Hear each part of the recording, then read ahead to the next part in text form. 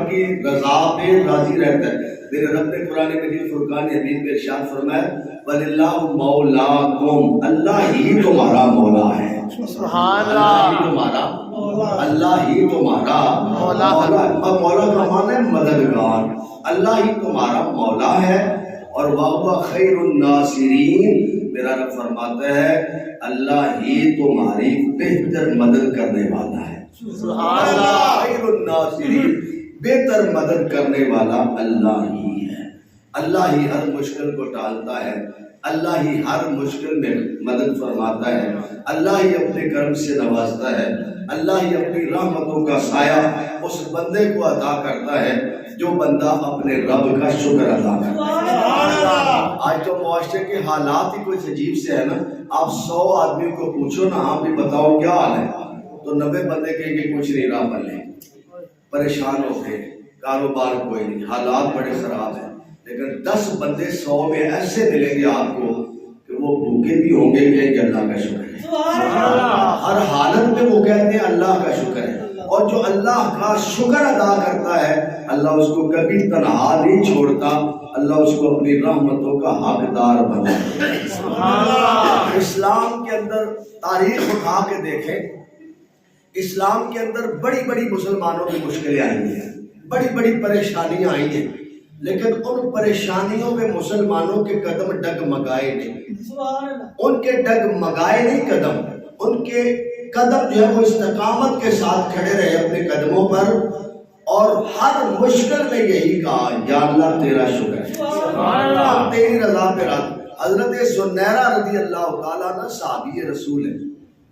پہلے وہ اسلام نہیں لائی تھی لیکن بعد میں اسلام لے آئی، اور ایک ظالم مشرک کی وہ خادمہ تھی، کنیز تھی. تو ایک دن ایسا آیا کہ اس نے ظالم نے بڑا مارا، جس کی آپ خادمہ تھی، کنیز تھی، اس نے بڑا مارا، اور اتنا مارا کہ ہڈیاں پسلیاں توڑ کے رکھ دی. اور مار کی وجہ سے، پٹائی کی وجہ سے حضرت زنیرہ رضی اللہ تعالیٰ عنہ کی آنکھیں بھی جاتی ہیں، آپ کی بینائی چلی گئی. ذرا دیکھیے، تھوڑا امتحان تو نہیں نا، بہت بڑا امتحان ہے، بہت بڑا امتحان ہے کہ بینائی چلی گئی. اور جب بینائی چلی گئی شور مکے میں مچ گیا کہ حضرت زنیرہ جو ہے وہ ان کی اتنی ان کو مار پڑی ہے، ان کے مالک نے مارا ہے، ظالم نے. تو وہ مشرک تھا مالک، تو اس نے بڑا مارا.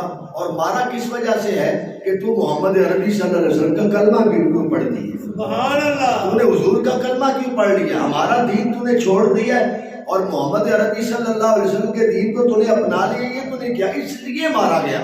اور اتنا مارا کہ آپ کی بینائی چلی گئی. بتائیں ذرا غور کریں کتنا مارا ہوگا، کتنی پٹائی ہوئی ہوگی. آج ہم لوگ تو دین کی قدر نہیں نہ کرتے.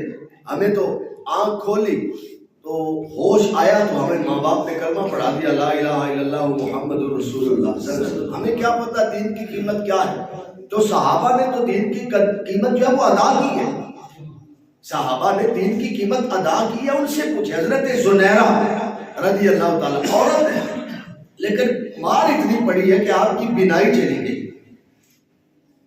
تو جب آپ کی بینائی چلی گئی تو ابو جہل وہ بھی آیا، ابو جہل بھی آیا اور آ کہنے لگا زنیرہ دیکھا ہمارے بتوں نے تیری بینائی چھین لی ہے یا نہیں، ہم نہ تجھے کہتے تھے کہ ہمارے دین میں رہ، ہمارے دین کو نہ چھوڑ.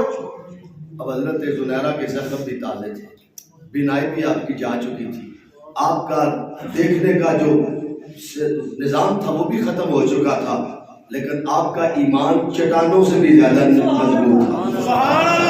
حضرت زنیرہ رضی اللہ تعالیٰ عنہ نے کھڑکتی آواز میں کہا ابو جہل سن لو، تمہارے بتوں کی کیا جرت ہے کہ میری نظر کو چھین لے، یہ تو میرے رب کی حکمتیں ہیں. یہ میرے رب کی حکمت ہے. جب تک اس نے چاہا میں دیکھتی رہی، اور جب اس نے چاہا نہ چاہا اس نے میری نظر لے لی، اور جب وہ چاہے گا وہ میری نظر دوبارہ مجھے عطا فرما دے گا. حضرت زنیرہ نے جب یہ بات کی تو کفر خاموش ہو گئے، کفر کی ٹانگیں لڑکھڑا گئے. کفر حیران ہو گیا کہ اتنی مار کھانے کے بعد، ہڈی پسلی توڑوانے کے بعد، نظر کھو دینے کے بعد اب بھی اس طرح مضبوط چٹان کی طرح زنیرہ سامنے کھڑی ہے، اللہ اکبر۔ حضرت سنیرہ رضی اللہ تعالیٰ عنہ قربان جاؤں، میرا رب قرآن میں فرماتا ہے ان الذین قالوا ربنا اللہ ثم استقاموا تتنزل علیہم الملائکۃ الا تخافوا ولا تحزنوا وابشروا بالجنۃ التي کنتم توعدون۔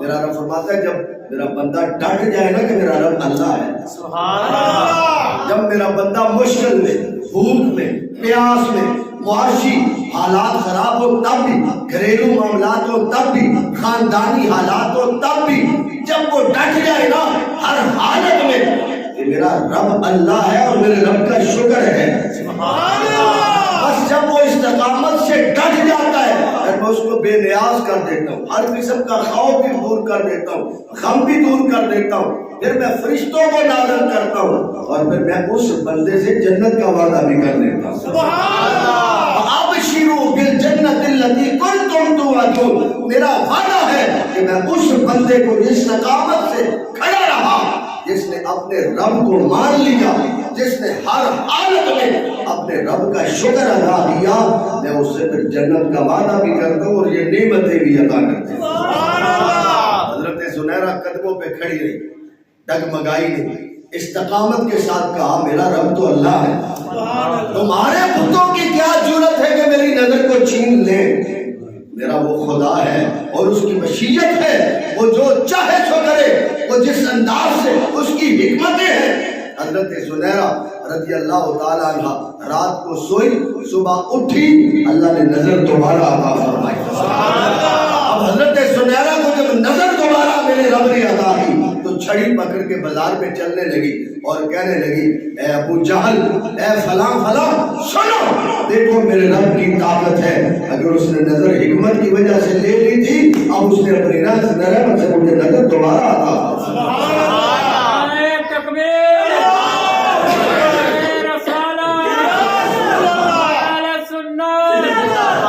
اللہ کریم جب بندوں پہ کرم فرماتا ہے اللہ کریم مدد فرماتا ہے۔ اور یہاں میں ایک بات عقیدے کی نہیں کرتا چلوں، ہمارے لوگوں نے نا یہ اس آیت کو پڑھ کے بڑا ایمان لوٹا ہے لوگوں کا، وہ دیکھو جی اللہ ہی مدد کرتا ہے، اللہ کے ولی کوئی نہیں مدد کرتے، اللہ کا نبی مدد نہیں کر سکتا، نبی ولی کوئی مدد نہیں کرتے۔ میں نے کہا یاد رکھو اور تم بھی عقیدے کی بات کو اپنے پلے باندھ لو، یاد رکھیں ہمارا مسلمانوں کا، اہل سنت و جماعت کے لوگوں کا عقیدہ ہے حقیقی مدد اللہ ہی کرتا ہے۔ حقیقی مدد کون کرتا ہے؟ اللہ، پر جس کو اللہ یہ طاقت دے،